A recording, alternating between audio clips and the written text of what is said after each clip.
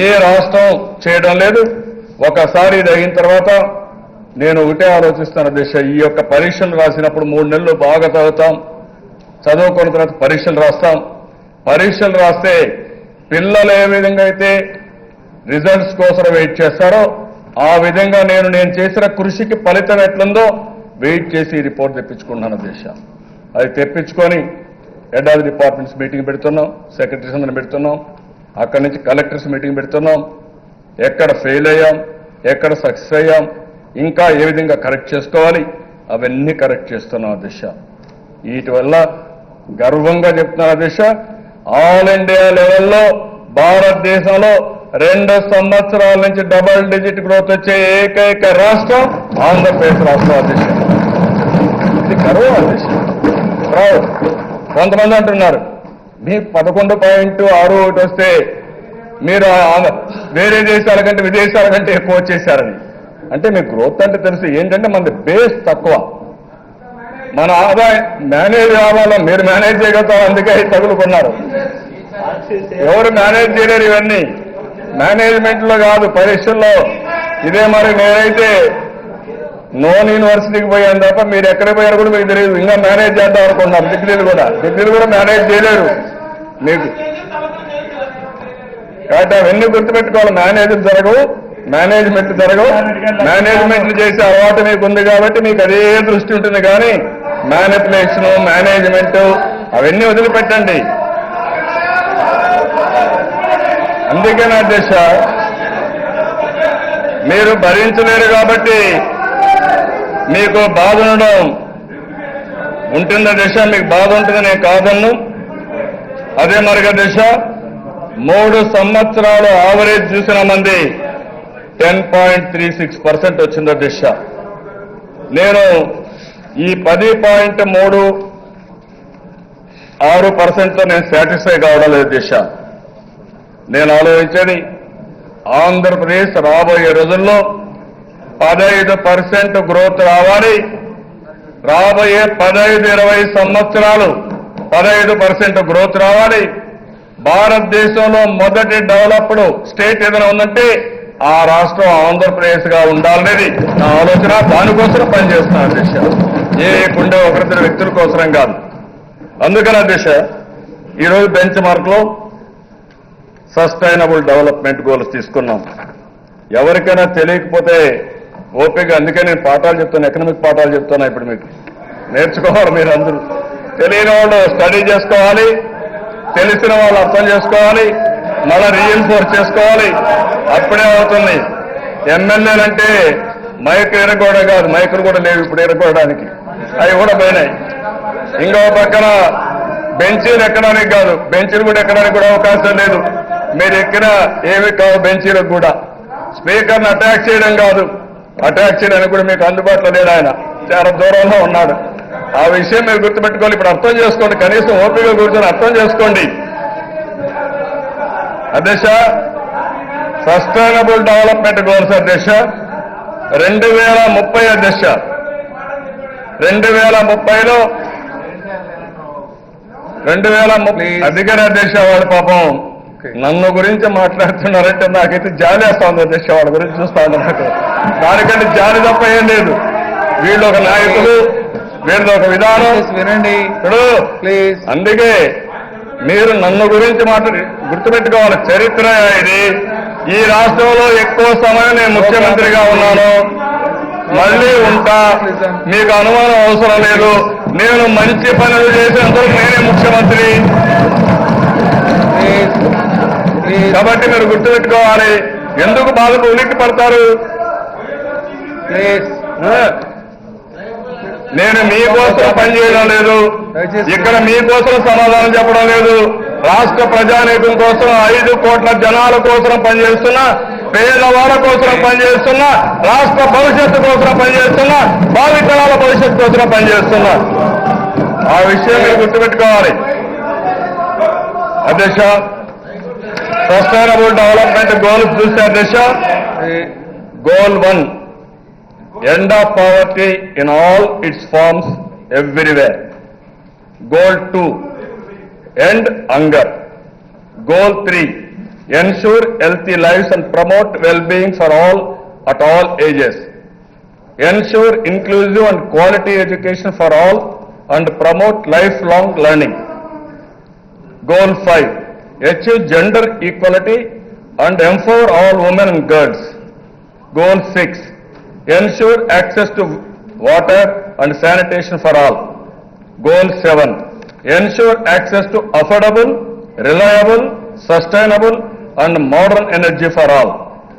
Goal 8, promote inclusive and sustainable economic growth, employment and decent work for all. 9, build resilient infrastructure, promote sustainable industrialization and foster innovation. 10, reduce inequality within and among countries. 11, make cities inclusive, safe, resilient and sustainable. 12, ensure sustainable consumption and production patterns. 13, take urgent action and combat climate changes and its impacts. 14, conserve and sustainably use the oceans, seas and marine resources. 15, sustainably manage forest, combat desertification, halt and reverse land degradation, halt biodiversity, etc. 16, promote just, peaceful and inclusive societies. 17, revitalize the global partnership for sustainable development. ఈ 17 sir అధ్యక్ష మన రాష్ట్రానికి సంబంధించి 107 sub goals వస్తున్నాయి. ఇవి ఒక పద్ధతి ప్రకారం ఈ 107 పెట్టుకుని 2030కి వాళ్ళు సాధించాలంటే కాదు అంత మునిపే సాధించడానికి ఒక టార్గెట్ పెట్టుకొని ఈ ప్రభుత్వం ముందుకు పోతున్నాం అధ్యక్ష. అదే మరి అధ్యక్ష ఇవి కామన్ గా సొసైటీకి కావాల్సినటివి. కానీ ఈరోజు మనం ఆలోచిస్తే అధ్యక్ష ప్రతి ఒక్క కుటుంబానికి న్యాయం చేయాలనేది ఈ ప్రభుత్వం యొక్క సంకల్పం అధ్యక్ష. అందుకనే అధ్యక్ష ఈరోజు ఆధార్ అకౌంట్ ఉంది. ఆధార్ అకౌంట్ మీరు చూసుకుంటే ఈరోజు యూఏఐడి వచ్చింది, ఆధార్ ఉంది, బయోమెట్రిక్స్తో ఫింగర్ ప్రింట్ కానీ ఐరిస్ టెక్నాలజీతో ఒక్క పైసా అవినీతి జరగకుండా చేసే అవకాశం ఉంటుంది. అది ఏం చేసే చెప్తాం.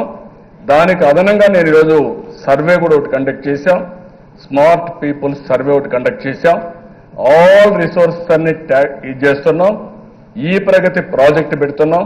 దీనివల్ల రాష్ట్ర స్థాయిలో ప్లానింగ్ చేసి ఫ్యామిలీ స్థాయిలో ఎగ్జిక్యూట్ చేయడానికి అవకాశం వస్తున్న దిశ ఆ ఎక్సర్సైజ్ చేశాం.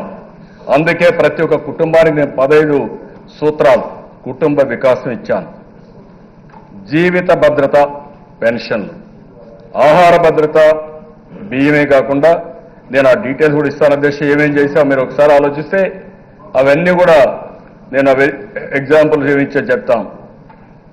అదే మరి బీమా భద్రత, విద్యుత్ భద్రత, గ్యాస్ భద్రత, నీటి భద్రత, గృహ భద్రత, టాయిలెట్స్, ఆడబిడ్డల ఆత్మగౌరవం, ఆరోగ్య భద్రత, విద్యా భద్రత, కడాన పశువులకు కూడా పశుగ్రాస భద్రత, ఉపాధి భద్రత, సమాచార భద్రత, వ్యక్తిగత భద్రత, ఆదాయ భద్రత, ఇవన్నీ కూడా 15 పాయింట్లు పెట్టి దీని మీద ముందుకు పోతున్నాం అధ్యక్ష.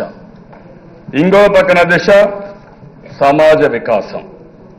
సమాజ వికాసానికి మీరు చూస్తే అధ్యక్ష విద్య, ఆరోగ్యం ఫోకస్ చేయాల్సిన విషయాలు, వ్యవసాయం, అనుబంధ రంగాలు, పారిశ్రామిక అభివృద్ధి, సేవా రంగం, 24 గంటల కరెంటు, క్వాలిటీ కరెంటు, రోడ్లు, మౌలిక రంగాల అభివృద్ధి, ఇన్ఫర్మేషన్ ప్రతి ఇంటికి ఫైబర్ గ్రిడ్, పౌర సేవలు, సమ్మిళిత వృద్ధి.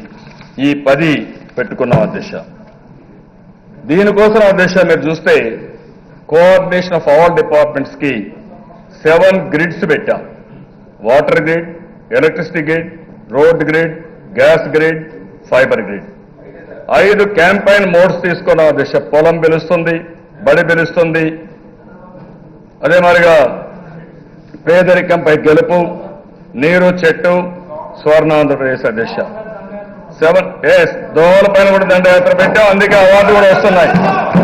దోవల పైన దండయాత్ర పెట్టా కాబట్టి అవార్డ్స్ వస్తున్నాయి. ఈ రోజు చెప్తున్నా I'm very happy.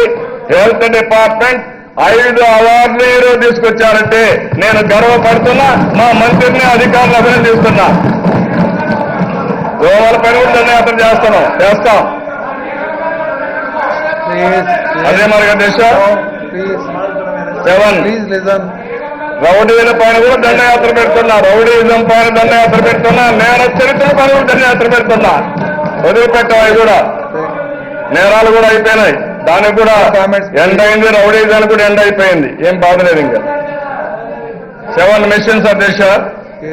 Primary sector mission, social empowerment mission, knowledge and skill development mission, urban development mission, industry sector mission, infrastructure mission, service sector mission. దీంతో అధ్యక్ష ఈ డిపార్ట్మెంట్స్ అన్ని కూడా ఎప్పటికప్పుడు కోఆర్డినేట్ చేసి డిపార్ట్మెంట్స్ కూర్చొని ఇంటర్ డిపార్ట్మెంట్ల కోఆర్డినేషన్ కానీ వారి మధ్యలో ఉండే సమస్యలు కోఆర్డినేట్ చేసుకొని ఎక్కడ కోఆర్డినేషన్ సమస్య లేకుండా ముందుకు పోవడానికి ఇది తీసుకున్నాం. 5 గ్రిడ్స్ అంటే ఒక ఫోకస్ అప్రోచ్ తీసుకోవాలని తీసుకున్నాం. క్యాంపెయిన్ మోడ్స్ అంటే ప్రజల్లో చైతన్యం తేవడానికి, ఎప్పటికప్పుడు అవేర్నెస్ తేవడానికి ఇవి తీసుకోవడం జరిగింది అధ్యక్ష.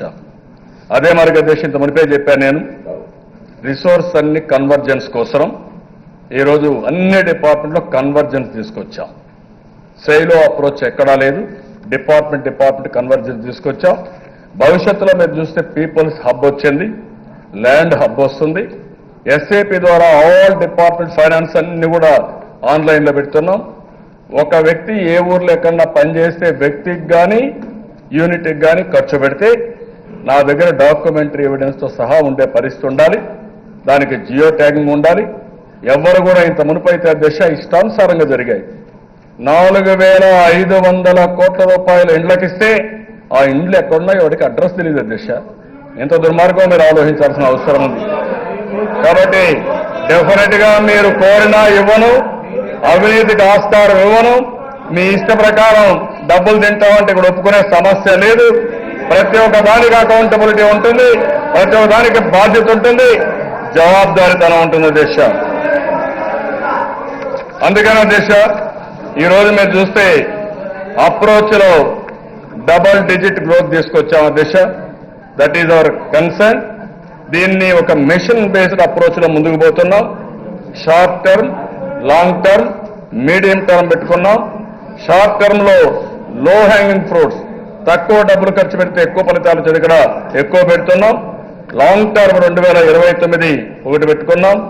ఇంకొక పక్కన ఎందులో అభివృద్ధి జరుగుతుందో దాన్ని మార్పులు చేర్పులు తీసుకొచ్చాం అధ్యక్ష. ఎక్కడ ప్రజలకు అవసరం, ఎక్కడ తక్కువ డబ్బులు పెడితే మంచి ఫలితాలు వస్తాయి, దానిపైన కూడా స్ట్రాటజీ ఈజ్ ఇంపార్టెంట్ అధ్యక్ష. ఆ స్ట్రాటజీ కూడా వర్కౌట్ చేసుకొచ్చాం. అగ్రికల్చర్ లో మా స్ట్రాటజీ ఏంటో అగ్రికల్చర్ వచ్చినప్పుడు నేను చెప్తాను అధ్యక్ష. ఇది కాకుండా మానిటరింగ్ సిస్టమ్ తీసుకొచ్చాం. క్వార్టర్లీ కలెక్టర్స్ కాన్ఫరెన్స్ తీసుకుంటున్నాం. Head of the department meeting తీసుకుంటున్నాం. బెస్ట్ ప్రాక్టీస్ అడాప్ట్ చేయమన్నాం. ఇన్నోవేషన్ కి ప్రాధాన్యత ఇచ్చాం. బెంచ్ మార్కింగ్ కూడా నేషనల్, గ్లోబల్ బెంచ్ మార్కింగ్ కూడా తీసుకొని ముందుకు పోతున్నాం అధ్యక్ష. ఈరోజు మీరు ఒకసారి చూస్తే నేను ఏం చేస్తున్నామని చెప్పే మునుపు ఒక్క విషయం మనం గుర్తుపెట్టుకోవాల్సి ఉంది. ఈరోజు ఈ అసెంబ్లీ మన అదృష్టం ఇది. ఒక విధంగా ఒక క్రైసిస్ కూడా సంక్షోభం. రాజధాని లేకుండా రావడం ఒక సంక్షోభం. రాజధాని చూసినప్పుడు, హైదరాబాద్ చూసినప్పుడు, లేదంటే ఇంకొక సిటీ చూసినప్పుడు ఇక్కడికి వస్తే ఏంటి మనం పొలాల్లో ఉన్నాం అనే బాధ కలుగుతుంది. నాకైతే అధ్యక్ష తిరిగాను. ఆ రోజు హైదరాబాద్లో 100 సార్లు తిరిగాను, డెవలప్ చేశాను. చేసిన తర్వాత ఈ రోజు ఇక్కడికి వచ్చినప్పుడు అధ్యక్ష తొలి రోజు బస్సులో పడుకున్నాను. బస్సులో పడుకున్న అధ్యక్ష అక్కడి నుంచి ప్రారంభించాం. ఇక్కడ చూస్తే వరల్డ్ క్లాస్ ఇన్ఫ్రాస్ట్రక్చర్ బ్యూటిఫుల్ గా ఉంది. హాల్ బయట పోతే పొలం ఏమండి, మళ్ళీ బయట పోతే మాత్రం పొలాల్లోనే ఉన్నాం మనం. టాయిలెట్ లేకపోతే కట్టిస్తాను. టాయిలెట్ కోసం పెద్ద ఇష్యూ చేస్తే ఎట్లా వాళ్ళకు టాయిలెట్ 1-2 చిన్న సమస్యలు ఉంటే కాదు మీ బాధ టాయిలెట్ సార్. నేను బాధ అంతా కూడా టాయిలెట్ బాధ. నాకు అర్థం కాలేదు.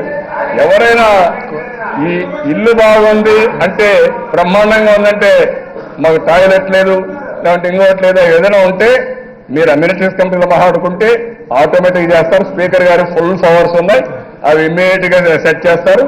చిన్న చిన్న ఒక ఇల్లు కడితే కొంత సమయం పడుతుంది. ఇంట్లో కూడా ఓసారి కరెంట్ ఎలగదు, ఓసారి చిన్న చిన్న టాయిలెట్లు పనిచేయవు, కొన్ని ప్రాబ్లమ్స్ ఉంటాయి. కానీ వరల్డ్ క్లాస్ ఇన్ఫ్రాస్ట్రక్చర్ వచ్చిన దిశ. అదే సమయంలో దిశ ఈరోజు మీరు ఒకసారి ఆలోచిస్తే ఈరోజు ఒక అధ్యక్ష డెఫినెట్ గా ఎక్కిపోతున్నాయి. మీరు అంటే దుర్మార్గులు కార్డు కూడా ఎక్కిపోతాయి. ఏం చేయాలి? ఎక్కడ అడ్డదారులు తెలియదు నాకు. కాదు, రోడ్లో రాకుండా అడ్డదారులు పోతే ఎట్లా మీరు?